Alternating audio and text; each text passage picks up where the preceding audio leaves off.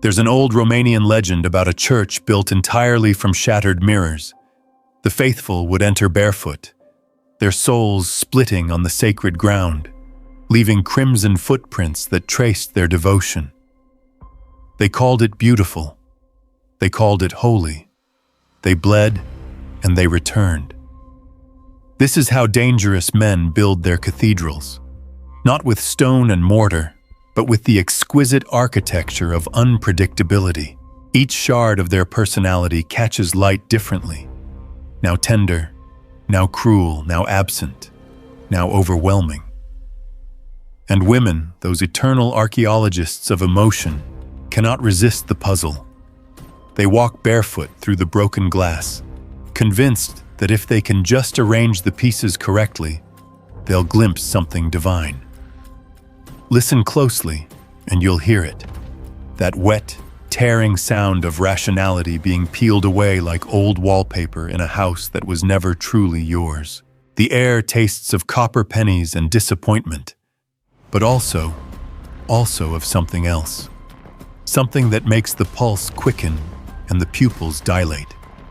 Danger, you see, is the oldest aphrodisiac known to our species. Before we invented language, before we discovered fire, we knew the electric thrill of almost but not quite dying. And some part of us, that ancient, honest part that civilization hasn't quite strangled yet, still craves it. Picture this. A woman sits across from two men. The first offers her a mortgage, a sensible sedan, scheduled date nights every Thursday at 7:30 p.m., missionary position with the lights off, and a love that arrives as predictably as suburban mail delivery. The second? He offers her nothing. Absolutely nothing except the possibility that tomorrow might be completely different from today.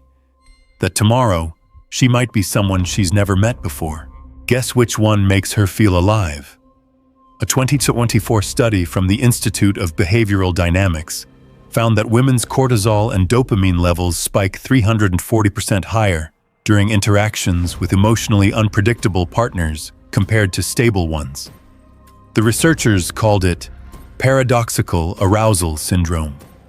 I call it the difference between reading the ending of a book and burning the book before you finish it. One is safe, the other is unforgettable. But here's the grotesque joke that nobody wants to admit. The dangerous man isn't powerful because he's dangerous. He's powerful because he makes her feel powerful for surviving him. Every day she doesn't break is a victory. Every smile he grants her is earned, not given. She becomes a gladiator in the arena of her own choosing, and the bruises, emotional, sometimes physical, become her medals of honor. Schopenhauer wrote that we're all porcupines in winter, huddling together for warmth but pricking each other with our quills. But some women, they seek out the porcupine that's on fire. They'd rather burn than freeze. They'd rather feel something excruciating than feel nothing at all. The candle on my desk drips wax onto the mahogany, and I think about how pain and beauty have always been lovers, how the most exquisite art comes from the deepest wounds, how the most passionate kisses taste faintly of blood. There's a plant in the Amazon called the Dendrocnide moroides. Its leaves are covered in microscopic needles that inject a neurotoxin causing pain that can last for months, sometimes years. Locals call it the suicide plant because the agony drives victims mad. Yet every year, someone touches it on purpose, just to know, just to feel what that kind of suffering might teach them about being alive. This is what dangerous men are. Suicide plants in designer suits and carefully rehearsed spontaneity. They promise a kind of death and rebirth that stable love could never offer. They promise transformation through destruction. And sometimes, just sometimes, they deliver exactly that. The woman who loves a dangerous man isn't stupid. She's not weak. She's something far more terrifying. She's willing to gamble everything on the possibility that chaos might reshape her into something magnificent.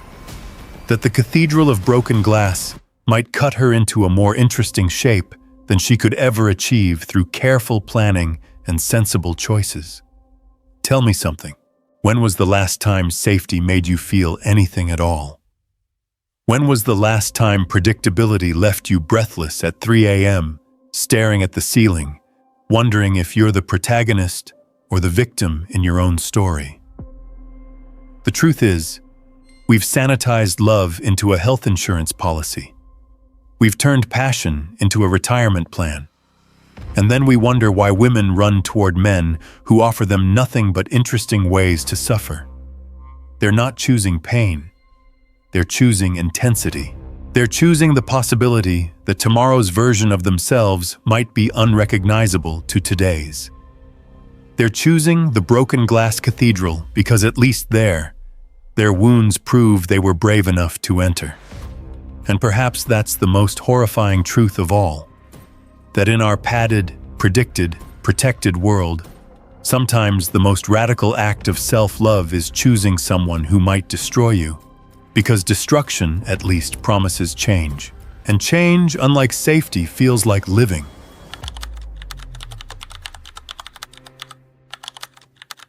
What pursues you defines you more than what you catch. Shh. Lean closer.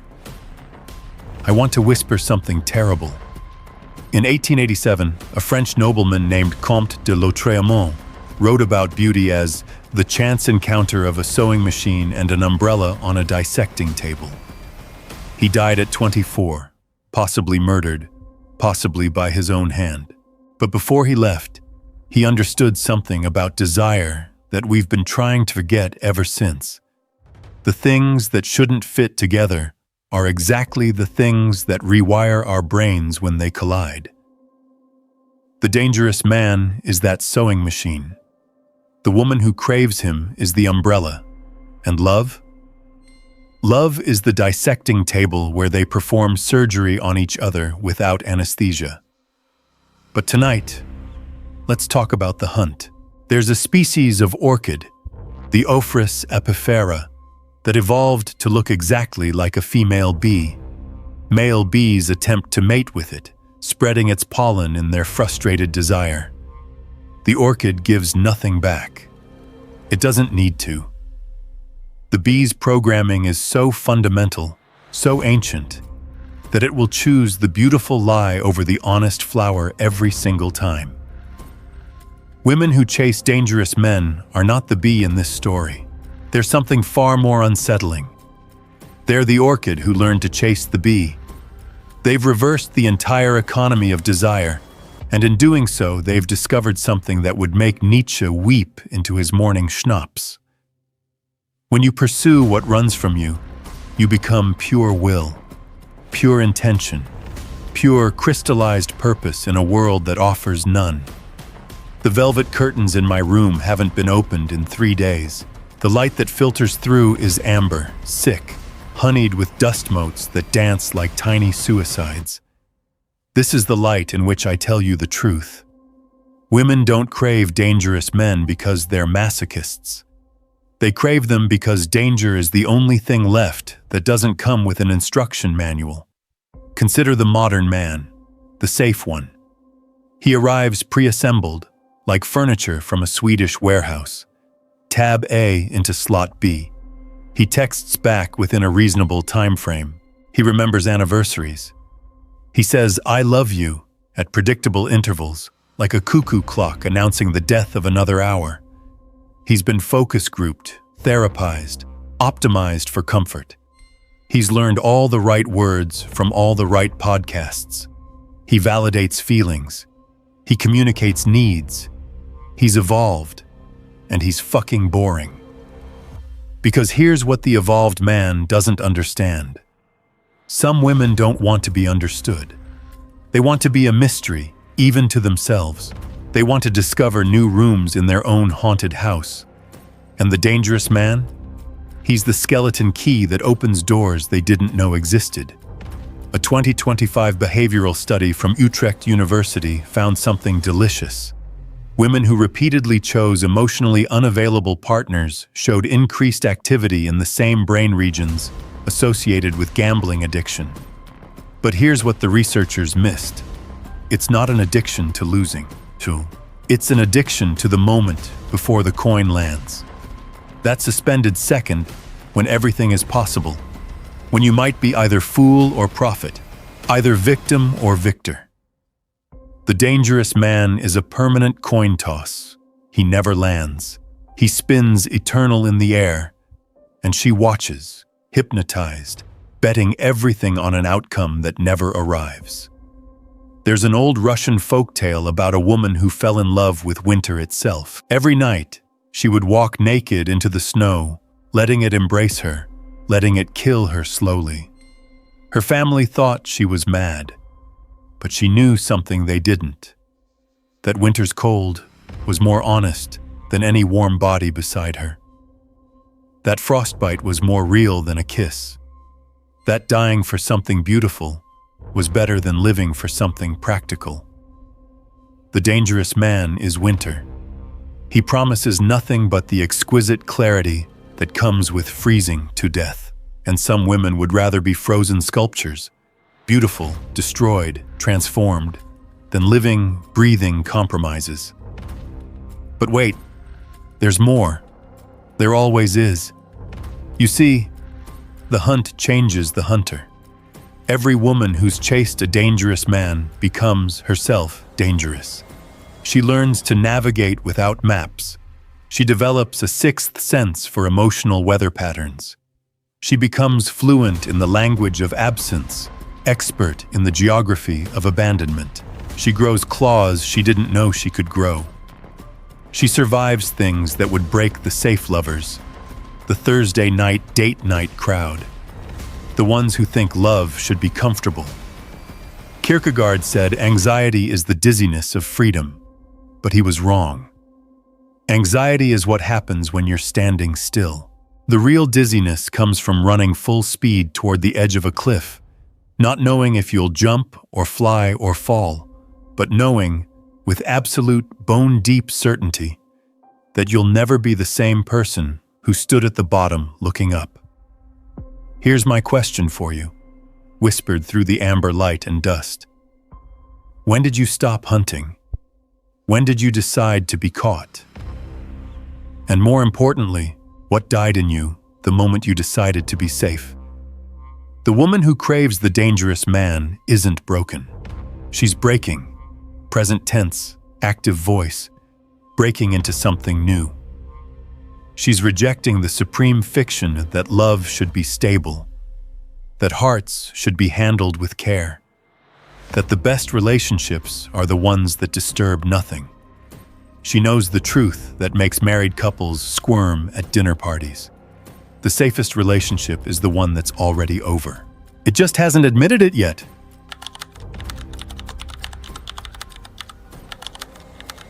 Every woman he touched before you is still in the room, watching. The floorboards creak at 3:47 a.m. They always do. That's when the ghosts of his previous lovers gather in the corner of your bedroom, transparent and patient, comparing notes on his methods of destruction. You pretend not to see them. He pretends they don't exist. But everyone in that room knows the truth. You're not his lover.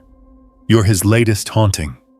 There's a fungus that grows in dark caves called Armillaria solidipes. It's the largest living organism on Earth, spreading underground for miles, connecting everything it touches into one massive, invisible network. Scientists discovered that trees infected by it can communicate through it, sending chemical signals, warnings, even nutrients to each other through the very thing that's killing them. This is exactly how dangerous men operate. Every woman they've touched remains connected through him, an invisible network of damage and desire. You think you're alone with him, but you're not. You're part of an organism you can't see, breathing the same recycled air of every woman who thought she'd be different. In Morocco, they have a word, tayeb, which means simultaneously okay and not okay at all. It's the word you use when someone asks how you are, and the truth would take too long to explain. It's the perfect word for loving a dangerous man. You're Tayyib. You're surviving and dying. You're chosen and replaced. You're special and identical to everyone who came before. Let me tell you what happens when you love a man who collects women like vintage wines, sampling, appreciating, discarding, but never quite forgetting the taste. First, you'll find them. The artifacts, a hairpin that isn't yours, a coffee mug with lipstick that doesn't match your shade, a playlist titled Sarah's Songs when your name is Emma. He'll have explanations for everything, delivered with the casual precision of someone who's had this conversation before. And you'll believe him. Not because the explanations make sense, but because the alternative, that you're just another future ghost in someone else's bedroom, is too heavy to carry while you're still trying to convince yourself you're alive. Second, you'll become an archaeologist. You'll excavate his past through social media, through friends of friends, through the way his face changes when certain songs play. You'll piece together a museum of all the women he's ruined, and you'll tell yourself you're different because you're the one holding the shovel. But here's the sick joke. Every woman before you held the same shovel, dug the same holes, found the same bones. A 2024 study from the Copenhagen Institute of Relational Dynamics discovered something fascinating. Women in relationships with men who had multiple intense past relationships showed increased activation in brain regions associated with competitive behavior, even when alone. They were literally competing with ghosts, fighting enemies who had already lost, racing against runners who had already fallen. The humid summer evening presses against the windows like a dying mouth trying to fog the glass. Somewhere, a woman is scrolling through his ex's Instagram at 2 a.m., comparing hip widths and happiness levels, wondering if she laughs prettier, loves better, leaves faster. She's performing a seance she doesn't realize she's performing, summoning the spirits of former selves, his and hers and theirs, into a room already too crowded with history. But here's where it gets truly grotesque. The dangerous man doesn't hide his ghosts. He displays them. Every story about this crazy ex or that one who couldn't handle him is a warning dressed as conversation. He's telling you exactly how you'll end, as an anecdote in someone else's bed. And instead of running, you lean in closer. Because if you're going to be a ghost, you want to be the one that haunts him the hardest. Schopenhauer believed that we're all just manifestations of one universal will, playing out the same patterns across billions of bodies. If he was right, then every woman who loves a dangerous man is the same woman, experiencing the same love, dying the same death, over and over, forever. The seance isn't summoning different spirits. It's summoning different versions of yourself, past and future, all of them warning you, all of them ignored. There's a bar in Prague where they keep a mirror that's never been cleaned since 1894. Every face that's ever looked into it has left a subtle residue, a faint impression. Look into it now, and you see every person who's ever stood where you're standing, all of them superimposed over your reflection, until you can't tell where you end and history begins. This is what it's like to love a man who's been loved before by women he destroyed. You're looking into that Prague mirror, seeing your face layered with theirs, until you're not sure if you're falling in love or just falling into a pattern worn smooth by repetition. The candle flame gutters, throws shadows that look like reaching hands. Or maybe they are reaching hands. Maybe every woman he's ever touched is trying to pull you back from the edge. Or maybe, and this is the truly terrifying possibility, they're trying to pull you over it, because they're lonely in their haunting. And ghosts, like misery, love company. So here's my challenge to you, my dare, my invitation to honesty. Look around your bedroom tonight. Can you see them? The ghosts of who he loved before, the ghost of who you were before him, and the ghost of who you'll be after he's done with you. Which one scares you most? The woman who craves the dangerous man isn't just accepting his past. She's volunteering to become part of it. She's signing up to be a ghost in someone else's future. A cautionary tale he'll tell with just enough fondness to make the next woman think she'll be different. And maybe that's the darkest truth of all. We don't love dangerous men despite their collection of damaged women. We love them because of it. Because being chosen by someone who's destroyed so many makes us feel powerful, if only for the brief moment before we join the seance ourselves.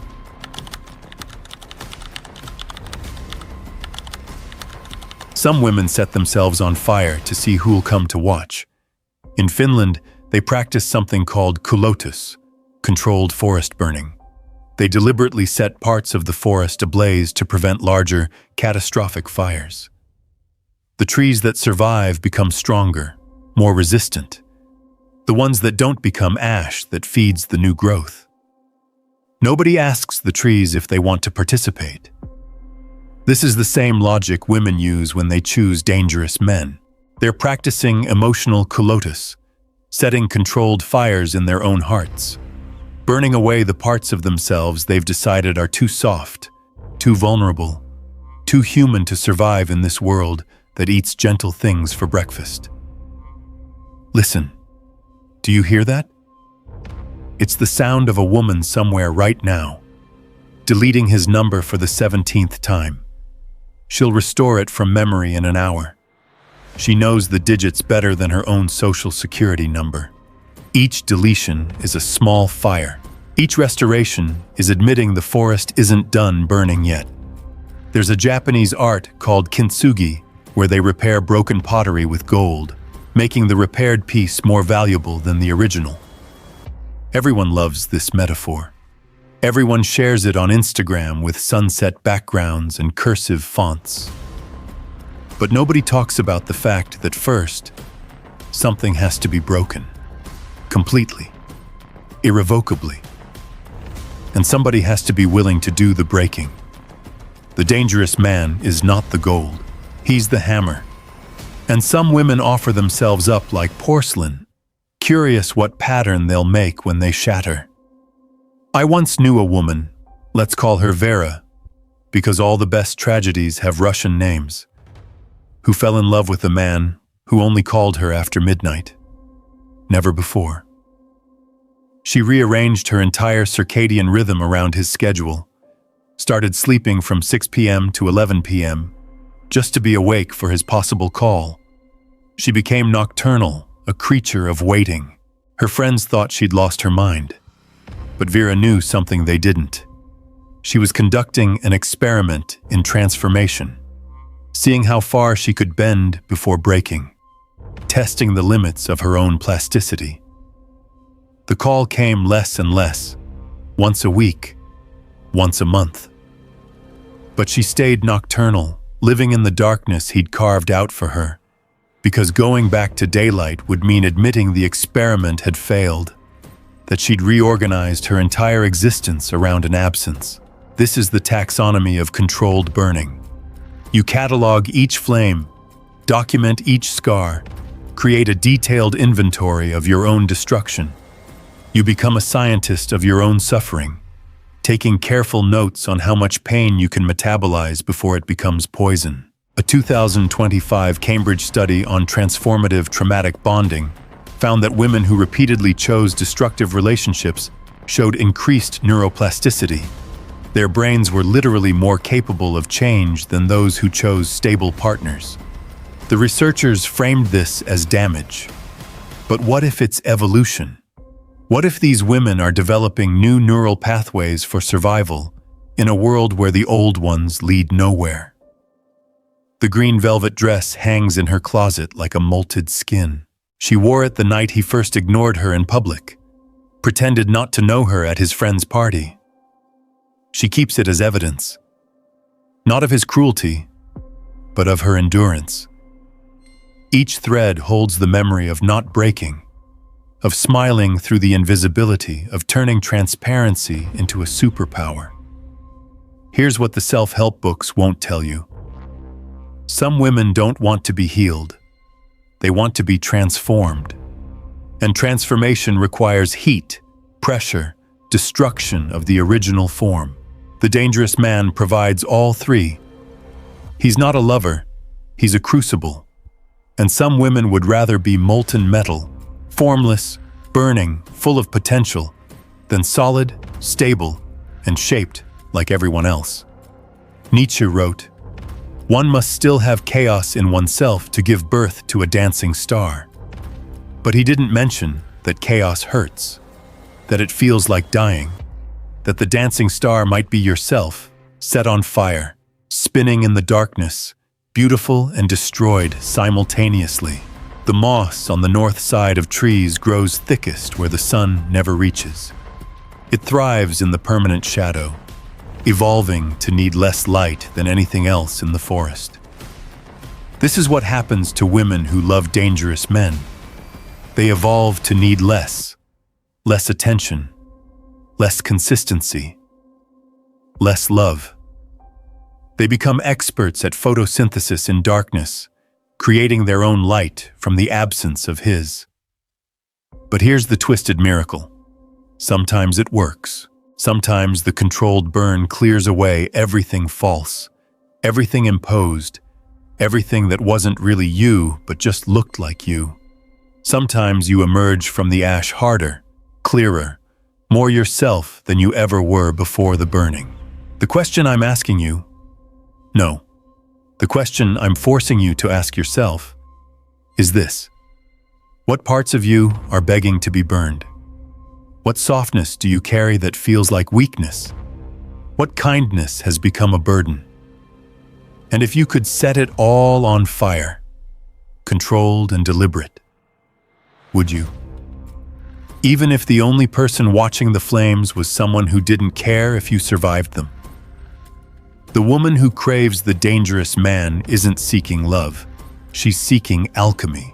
She's volunteering to be the lead that might become gold, knowing that most lead just becomes damaged lead.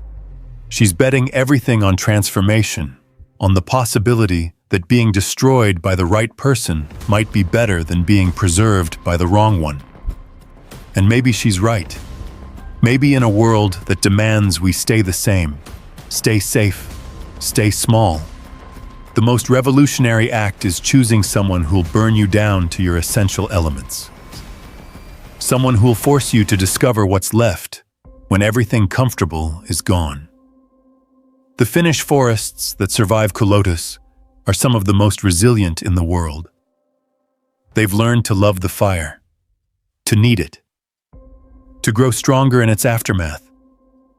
The same might be true of women who love dangerous men, or they might just be forests that haven't finished burning yet.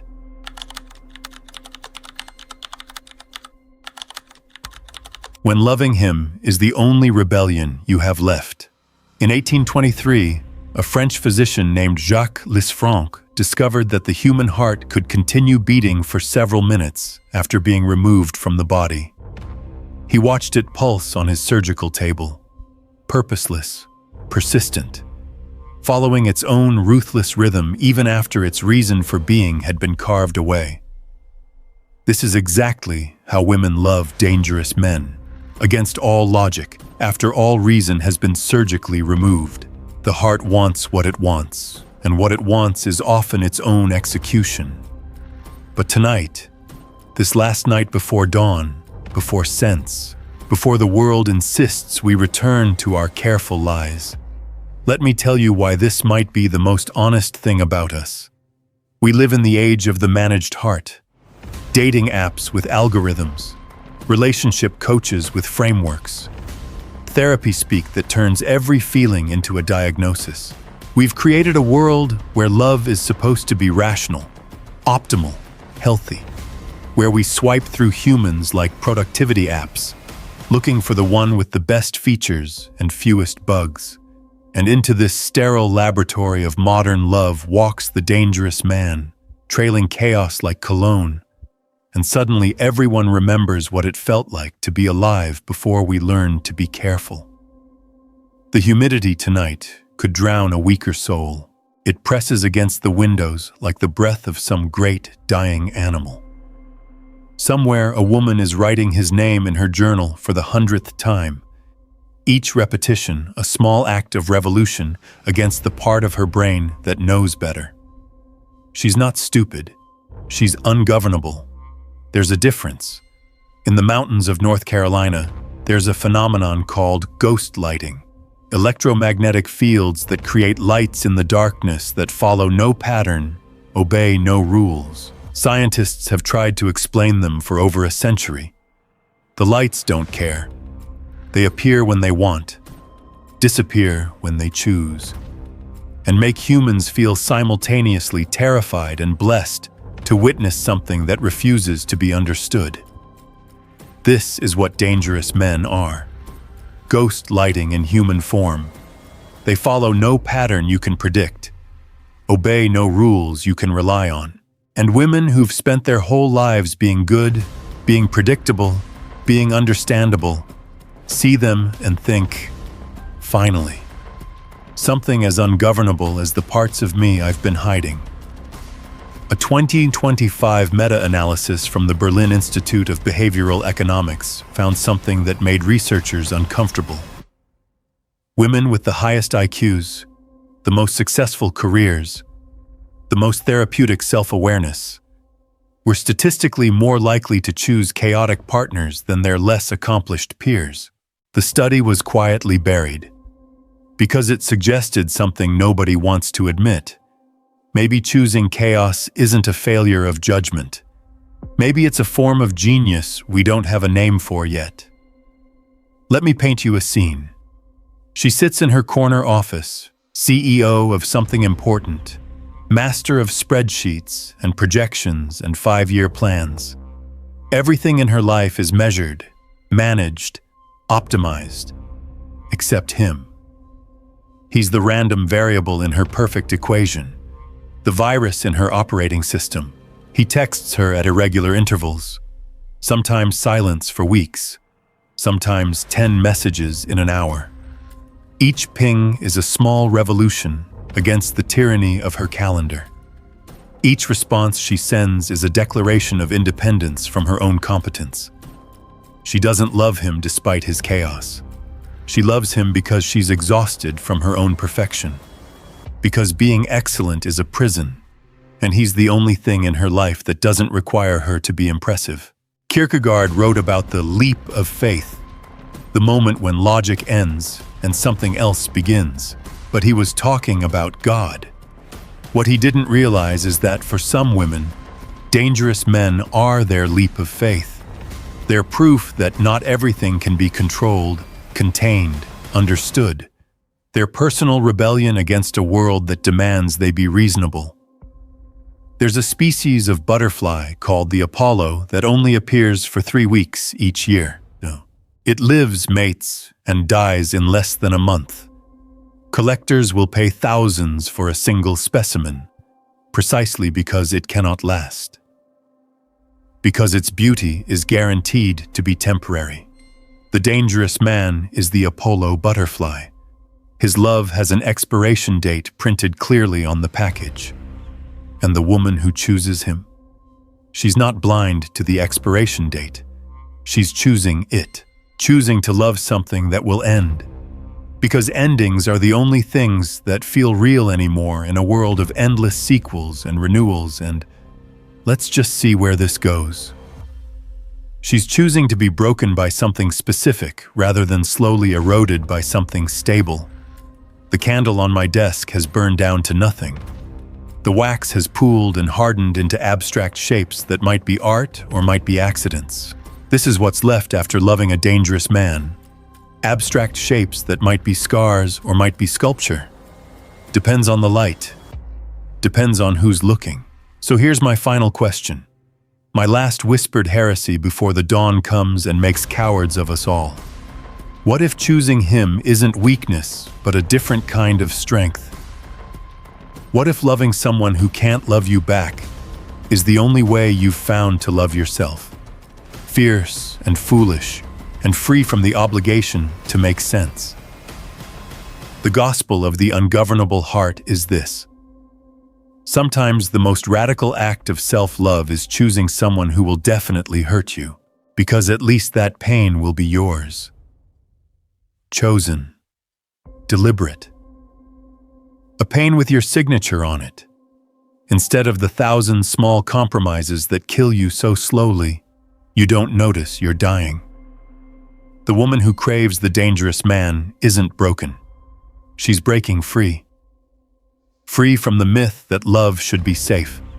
Free from the lie that hearts can be governed. Free from the fiction that survival is the point of being alive. She knows something the careful lovers will never understand. That a heart that's never been broken has never really beaten. That a life without dangerous choices is just a long, comfortable death. That sometimes the only way to prove you're alive is to love something that might kill you. And in this sanitized world, where everything is user-friendly and nothing is permitted to truly hurt, where we've traded passion for passwords and desire for data plans, maybe she's not crazy. Maybe she's the sanest one among us. Maybe she's the only one who remembers what it felt like to be human before we all agreed to be safe. The dawn is coming now. Soon, we'll all put our masks back on, return to our reasonable lives, pretend we never had this conversation. But somewhere, a woman is reading his last message for the 50th time, knowing he's wrong for her, knowing she'll answer anyway, and for one moment, in defiance of all logic, all therapy, all good advice, her ungovernable heart beats wild and free, removed from the body of what she should want, pulsing on the table of what she actually chooses. Beautiful, terrible, honest, alive.